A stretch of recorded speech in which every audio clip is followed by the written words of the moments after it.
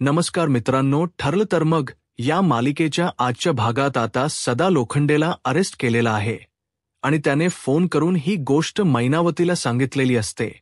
तेव्हा प्रेक्षकांनो, मैनावती म्हणते काय केलं तुम्ही ह्या वेळेला. तेव्हा सदा लोखंडे म्हणतो की एका माणसाचं पाकीट मारलं, कारण मला दारू प्यायची होती म्हणून मी पॉकेट मारलं होतं आणि त्यानंतर पोलिसांनी मला पकडलं आणि आता अरेस्ट करून ठेवले. तेव्हा प्रेक्षकांनो, मैनावती म्हणते मग आता एक काम करा, 2-3 दिवस तिथे जेलमध्येच राहा. अहो, आता आपण आपल्या लेकीच्या सासरी आलोय हे माहीत असताना देखील तुम्हाला चोरी करायची काय गरज होती. आता जर तिच्या सासरच्या लोकांना कळलं तर काय इज्जत काय राहील आपली. आता तरी नीट वागायचं होतात ना. आता एक काम करा, 2-3 दिवस तिथे राहा, त्यांचा मार खा आणि त्या लोकांना दया आली की ते लोक तुम्हाला स्वतःहून सोडतील. तोपर्यंत मी घरामध्ये विचारल्यानंतर या लोकांना काहीतरी थापा मारते, असं मैनावती सदा लोखंडेला सांगते.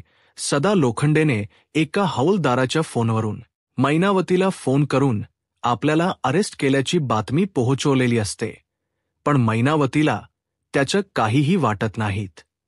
यामुळे प्रेक्षकांनो, इथे आता सायलीला जो काही मैनावती आणि सदा लोखंडे यांच्यावरती संशय आलेला असतो, तो संशय एकदम पक्का असतो की हे दोघेजण माझे आईवडील अजिबात नाहीयेत. या मतावरती आता ती मात्र ठाम असते. अर्जुनाला सुद्धा आता सायलीच्या बोलण्यावरती विश्वास बसत असतो. जर मैनावती आणि सदा लोखंडे सायलीचे आईवडील आहेत, मग ते दोघेजण सायलीपासून सगळ्या गोष्टी सराईतपणे लपवतायत का. मावशीचा पत्ता विचारल्यानंतर पत्ता आणि मोबाईल नंबर खोटा द्यायची गरज काय होती. अर्जुनला सुद्धा प्रश्न पडलेले असतात आणि त्यामुळे प्रेक्षकांनो, इथे आता अर्जुन आणि सायली दोघेजण या गोष्टीच्या मुळाशी जाण्याचा प्रयत्न करत असतात की नक्की हे दोघेजण खोट का बोलतायत. आणि हे जर सायलीचे आईवडील नाही, मग हे दोघेजण आहेत तरी कोण यांचा आणि आमचा संबंध कसा काय आला, असं अर्जुन आता म्हणत असतो.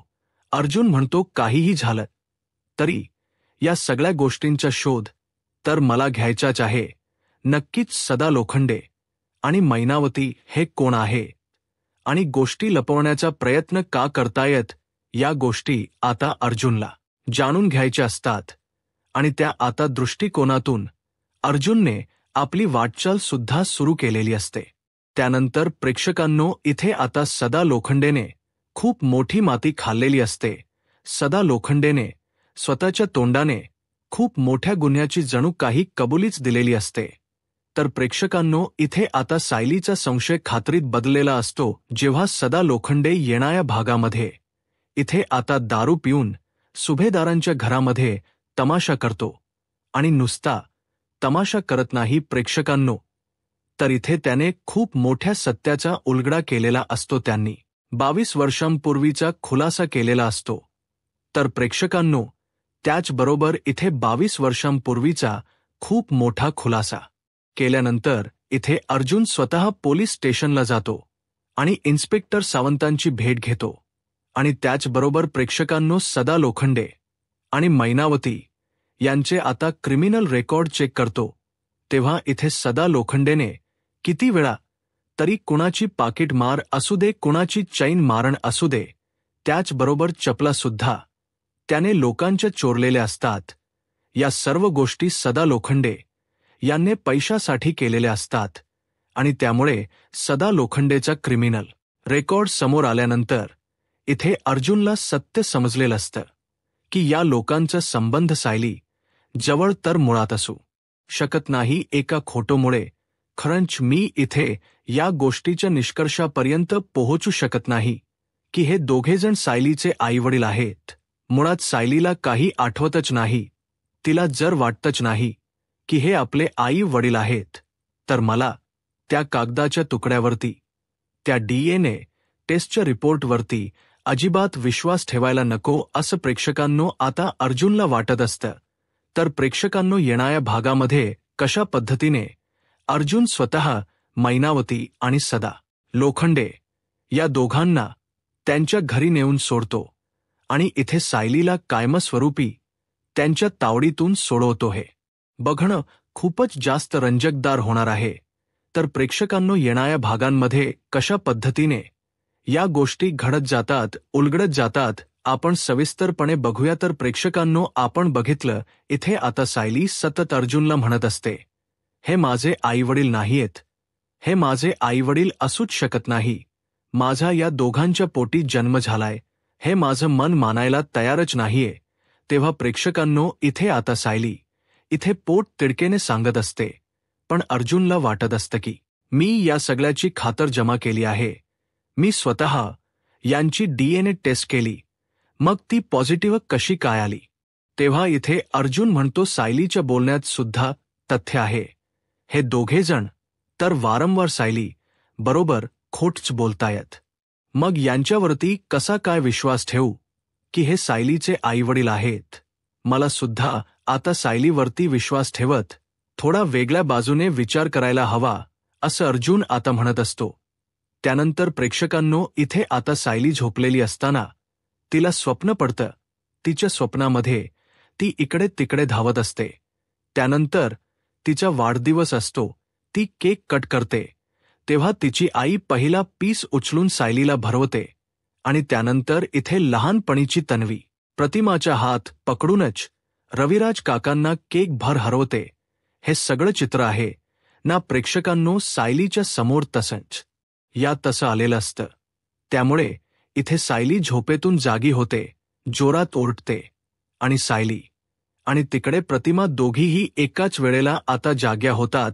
कारण प्रेक्षकांनो, त्या दिवशी रात्री इथे 12 वाजता त्या दोघींना सेम टू सेम स्वप्न पडलेलं असतं. कारण तेव्हा तन्वीचा वाढदिवस असतो. त्यामुळे प्रेक्षकांनो, इथे बरोबर वाढदिवसाच्या दिवशी सायलीला प्रत्येक वर्षी हे स्वप्न पडत असतं आणि ते आताही पडलेलं असतं. तर इथे प्रेक्षकांनो, वाढदिवस तन्वीचा म्हणजे प्रियाचा असतो. आणि मग आता प्रियाच्या वाढदिवसाला येथे रविराज काका प्रतिमा येणार असतात, कारण अश्विनने त्यांना इन्व्हिटेशन दिलेलं असतं.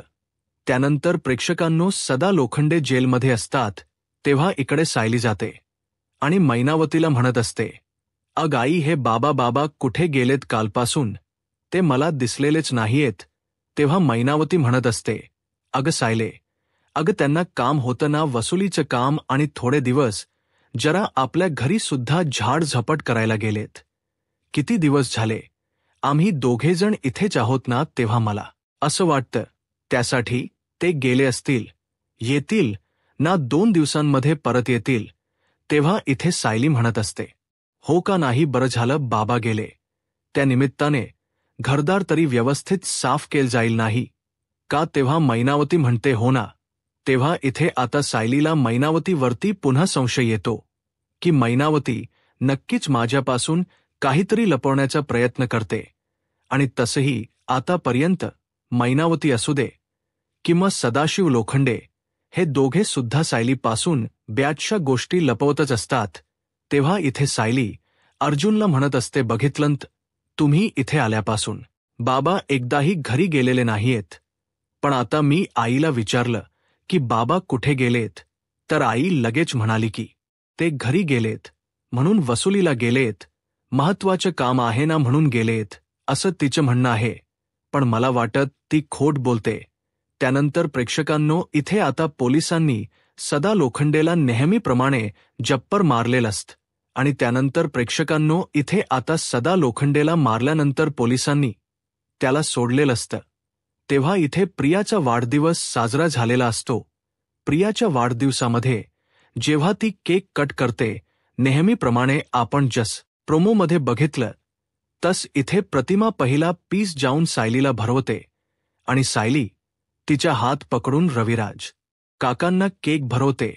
तेव्हा इथे प्रतिमा म्हणते की तुम्ही बघितलंत ना, तुम्हाला माहिती आहे, लहानपणी तन्वी अशीच करायची. मी तिला केक भरवल्यानंतर ती माझा हात पकडून तुम्हाला केक भरवायची. तेव्हा सायली म्हणते, मला या गोष्टी माझ्याबरोबर आधीच घडून गेल्यात असं का वाटतंय. आणि प्रेक्षकांनो, सायली परत पॅनिक होते आणि सायली चक्कर येऊन आता खाली पडते. तेव्हा इथे प्रियाला खूप राग येतो. प्रियाला असं वाटतं की दिवस माझा, वाढदिवस माझा, पण तरी सुद्धा सगळी लाईमलाईट मात्र हिनीच घेतली, सगळ्यांचा अटेन्शन हिनीच घेतलं माझा वाढदिवस हिने खराब करून टाकला असं प्रेक्षकांनो आता तिचं म्हणणं असतं. म्हणून प्रियाला आधी सायलीचा खूप जास्त राग आलेला असतो. तेव्हा अर्जुन सालीला उचलतो आणि सरळ आपल्या रूममध्ये घेऊन जातो. तेव्हा इथे अर्जुन आपल्या मनामध्ये म्हणत असतो की प्रत्येक वेळेला प्रतिमा, आत्या आणि सायली या दोघींमध्ये असं काहीतरी घडतं की दोघींना आपापलं जुनं काहीतरी आठवतं. आणि तेव्हा इथे आता प्रतिमा, आत्या प्रत्येक वेळेला सायलीला बघून तिला तन्वीची आठवण येत असते. तेव्हा प्रेक्षकांनो इथे आता अर्जुन म्हणत असतो की नक्कीच प्रतिमा, आत्या आणि सायलीच काही कनेक्शन आहे का. म्हणजे इथे प्रतिमात्याची आठवण असू दे किंवा तन्वीच्या आठवणी असू दे, त्या बघितल्यानंतरच सायली पॅनिक का होते याचा अर्थ सायलीचा आणि इथे सिनियर आणि प्रतिमा यांचा काही संबंध असेल का असं अर्जुनाला वाटतं. अर्जुनला आता पूर्णतः संशय आलेला असतो प्रेक्षकांनो. आणि त्यानंतर इथे आता प्रियाला तर राग आलेला असतो. ती आता पूर्णपणे रागातच असते की मला केक न भरवता माझ्या आईने त्या सायलीला केक भरवला म्हणून. तेव्हा इथे आता खूपच जास्त सत प्रिया टेन्शनमध्ये या गोष्टीसाठी असते की या प्रतिमाला तर आता हळूहळू सगळ्यांच आठवत चालले. या प्रतिमाला जर आठवलं की मी तिची मुलगी नाहीये, ती सायली तिची मुलगी आहे, तर मात्र काही खरं नाहीये. मग या घरामध्ये मला कोणीच राहू देणार नाही आणि माझा आणि या कुटुंबाचा काडी मात्र काही संबंध नाहीये. हे जर सगळ्यांच्या लक्षात आलं तर हे लोक मला या घरातून 1 मिनिटात हाकलून देतील. आणि जर हे सत्य अश्विनला कळलं ना, तर अश्विन तर माझं कधीच तोंड सुद्धा बघणार नाही. आता फक्त त्याचा माझ्यावरती विश्वास आहे की मी तन्वी आहे म्हणून तो माझ्या बाजूने सगळ्यांबरोबर लढतोय, सगळ्यांबरोबर वाईट वागतोय, पण माझ्यावरती प्रेम करतोय. पण जेव्हा त्याला कळेल की मी खरी तन्वी नाहीये, मी एक फ्रॉड मुलगी आहे, तर अश्विन माझ्या तोंडाकडे सुद्धा बघणार नाही याची खात्री प्रेक्षकांनो प्रियाला असते. त्यामुळे ती इथे स्वतःची इमेज वाचवण्याचा प्रयत्न परिपूर्ण करत असते आणि ती गप्प बसते. त्यानंतर प्रेक्षकांनो इथे सदा लोखंडे आल्यानंतर सायली विचारते, बाबा कुठे होतात तुम्ही, बाबा कुठे गेला होतात तुम्ही, असं काय काम होतं 2-3 दिवस, खरोखर तुम्ही कुठे गेला होतात, तुम्ही घर साफ करायला गेला होतात का, मग आईला का घेऊन गेला नाहीत, असे बरेचसे प्रश्न प्रेक्षकांनो इथे आता सायली मुद्दामूनच विचारते सदा लोखंडेला, कारण तो काहीतरी विचित्र रिएक्ट व्हावा म्हणून. तेव्हा प्रेक्षकांनो सदा लोखंडेला काही बोलायचं नसतं कारण तो दारू प्यायलेला असतो आणि दारू प्यायल्यावरती सदा लोखंडे फारच विचित्र वागत असतो. तो आपलं तोंड लपवण्याचा प्रयत्न करत असतो.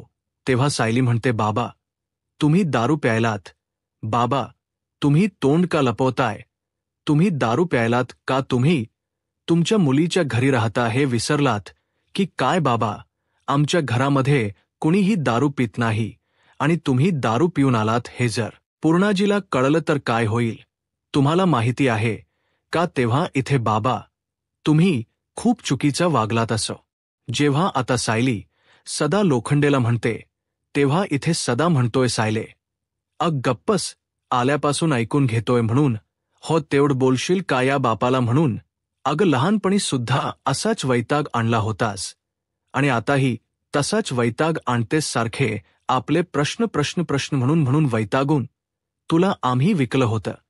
त्या गुलाबबाईला म्हणून तुझा व्यवहार केला होता, फक्त 5,000 रुपये घेतले होते आणि तुला विकून टाकलं होतं. माहिती आहे तुला चोया माया करायची सवय, तुला म्हणून रागाने तुला विकून टाकलं.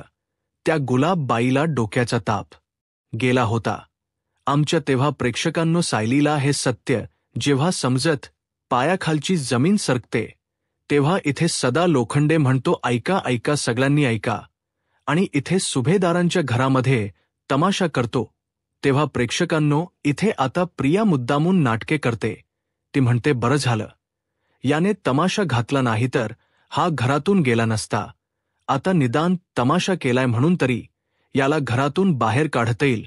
तेव्हा इथे सदा लोखंडे म्हणतो, ही माझी पोरगी आहे ना, सारखे प्रश्न विचारायची, सारखा आगाऊपणा करायची डोक्याला नुसता ताण आणला होता. विकलं तिला 1000 रुपयांना विकलं, पण तेव्हा कुठे माहिती होतं की पुढे जाऊन हेच नशीब इतकं इथे चमकणार आहे, इतकं फळफळणार आहे, असं कुठे कुणाला माहिती होतं. पण हिने तर मोठाच हात मारला ना. तेव्हा सायली म्हणते, बाबा तोंड सांभाळून बोला, काय बोलताय तुमच्या मुलीबद्दल, ते तुम्हाला तरी कळते का? तेव्हा इथे सदा म्हणतोय, सायले गप बापाशी या शब्द बोलतेस का? अर्जुन म्हणतो, 1 मिनिट, माझ्या बायकोशी बोलताना नीट बोलायचं.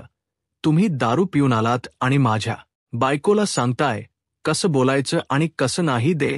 तेव्हा इथे अर्जुन म्हणतो, आताच्या आता तुम्ही यांना रूममध्ये घेऊन जा आणि अजिबात बाहेर घेऊन येऊ नका. तेव्हा इथे सायली म्हणते, बघितलंत अर्जुन सर, बघितलंत तुम्ही, म्हणून मी म्हणते तुम्हाला हे माझे आईवडील असू शकत नाही. माझे आईवडील गरीब जरूर असतील. मी असं म्हणत नाही की मी एका श्रीमंत घरातली मुलगी असेल, पण एवढं मात्र नक्की माझ्यावरती जे संस्कार झालेले आहेत ना, ते एका चांगल्या घरातले, सुशिक्षित घरातले संस्कार आहेत. माझे आईवडील असे लाचार बिलकुलच नसतील, कारण माझ्यामध्ये जे गुण आहेत ते माझ्या आई वडिलांकडूनच आले असतील ना. मधुभाऊंना जेव्हा मी भेटले होते तेव्हाच मधुभाऊ मला म्हणाले होते की मी खूप गुणी आहे म्हणून. मग जर हे लोक सांगतात तशी जर मी असते तर मधुभाऊंनी मला एकदा तरी सांगितलं असतं ना. पण मधुभाऊ मला सांगतात, सतत सांगतात की जेव्हापासून मी त्यांना भेटले तेव्हापासून ते माझं कौतुकच करत आलेत. आणि फक्त मधुभाऊ नाही, आश्रमातली सगळी लोक असू दे, आजूबाजूचे लोक असू दे, इथे तर मंदिरामधले गुरुजी असू दे, सगळेजण फक्त माझ्याबद्दल चांगलं का बोलतात. हे लोक जे सांगतायत त्यांचं बोलणं आणि माझं वागणं मॅच होतच नाहीये, असं इथे सायली आता अर्जुनला सांगते. अर्जुन म्हणतो, बायको तू पॅनिक होऊ नकोस, मला सुद्धा तुझं बोलणं पटतंय आणि या गोष्टीच्या मुळाशी मी नक्की जाईन. तेव्हा प्रेक्षकांनो, अर्जुन आता जातो पोलीस स्टेशनला इन्स्पेक्टर सावंतांना भेटायला आणि अर्जुन म्हणतो, इन्स्पेक्टर सावंत, मला एक डाऊट आहे म्हणून मी तुमच्याकडे आलोय. सदा लोखंडे आणि मैनावती लोखंडे यांच्याबद्दल तुमच्या इथे काही तक्रार वगैरे आहेत का? हे दोघंजण नक्की कसे आहेत हे मला जाणून घ्यायचे, कारण जो फोटो मी बघितला होता त्या मुलीचे आईवडील कोण निघाले तर त्यांचे आईवडील मैनावती आणि सदा लोखंडे निघाले. मला वाईट होता. तो फोटो माझ्या बायकोचाच आहे, पण तो फोटो माझ्या कदाचित बायकोचा नाहीये. काहीतरी त्याच्यामध्ये गफलत झालेली आहे, म्हणून मला सदा लोखंडे बद्दल काही इथे केस वगैरे आहे का, किंवा त्यांनी त्यांची मुलगी हरवल्यानंतर कुठली कंप्लेंट केली आहे का, हे मला बघायचे आहे. तेव्हा इथे आता सावंत म्हणतात की अर्जुन सर, योग्य वेळेवर आलात तुम्ही. सदा लोखंडे खूप मोठा क्रिमिनल आहे.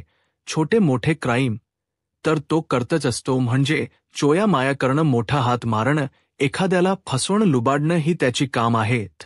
आता 2 दिवसांपूर्वीच एका माणसाच पाकीट मारलं.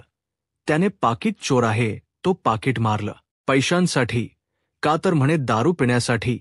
तेव्हा तो माणूस साधा सुद्धा जरी चोर वाटत असला ना, तरी सुद्धा लोकांना लुबाडण्यामध्ये त्याने आणि त्याच्या बायकोने खूप मोठी इथे जणू काही पदवीच घेतलेली आहे.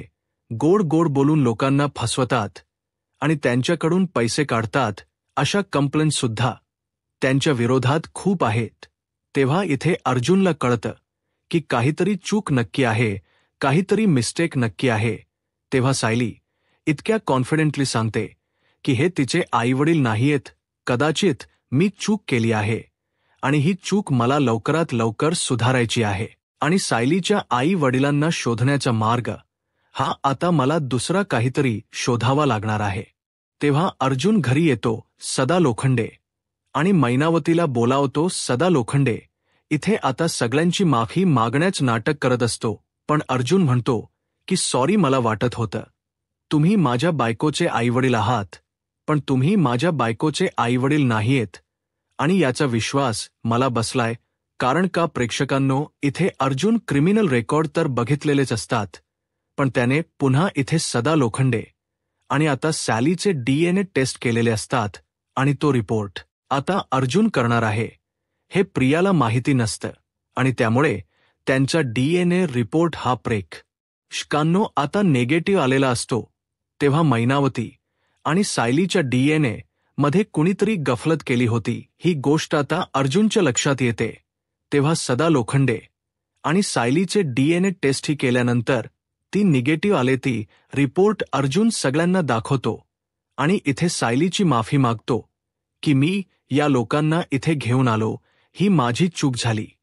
आणि त्यानंतर प्रेक्षकांनो अर्जुन म्हणतो मी स्वतः तुम्हाला इथे घेऊन आलोय, तुमचं तुम्ही सामान घ्या, मी स्वतः तुम्हाला तुमच्या घरी सोडायला येणार आहे। तेव्हा इथे तुम्ही माझ्या बायकोचे आईवडील नाही, तुम्ही तुमची मुलगी कोण आहे ते मला माहिती नाही, पण तो फोटो सुद्धा माझ्या बायकोच नाही हे आता सिद्ध झाले। माझ्या बायकोच्या फोटोबरोबर नक्कीच कुणीतरी छेडछाड केले आणि ते मी शोधून काढेनच असं अर्जुन आता सांगतो। माझ्या बायकोच्या फोटोच्या जागी नक्कीच कुणीतरी चुकीचा फोटो ठेवलाय, त्यामुळे तिची नक्की ओळख काय आहे हे मला कळत नाहीये, पण तुम्ही तिचे आईवडील नाही हे मात्र नक्की असं म्हणून अर्जुन त्या दोघांना गाडीमध्ये बसवतो आणि त्यांना त्यांच्या घरी नेऊन स्वतः सोडून येतो। तर अशा रीतीने प्रेक्षकांनो इथे मैनावती आणि सदा लोखंडे हे खोटारडे कुटुंब आत्ता सुभेदारांच्या घरातून फायनली निघून गेलेले असतात। अर्जुनला कळलेलं असतं की सायलीच्या फोटोबरोबर नक्कीच काहीतरी गडबड झाली म्हणून हे चोर लोक आमच्या घरामध्ये आले नाही तर असं झालंच नसतं। म्हणजे ही छोटी मोठी गोष्ट नाहीये, सायली मागे खूप मोठं षड्यंत्र रचल गेले आणि ते बिचाऱ्या सायलीलाच माहिती नाहीये नक्की सायली कोण आहे, तिची ओळख काय आहे हे आता मलाच लक्ष देऊन शोधून काढलं पाहिजे असं अर्जुन आता म्हणतो।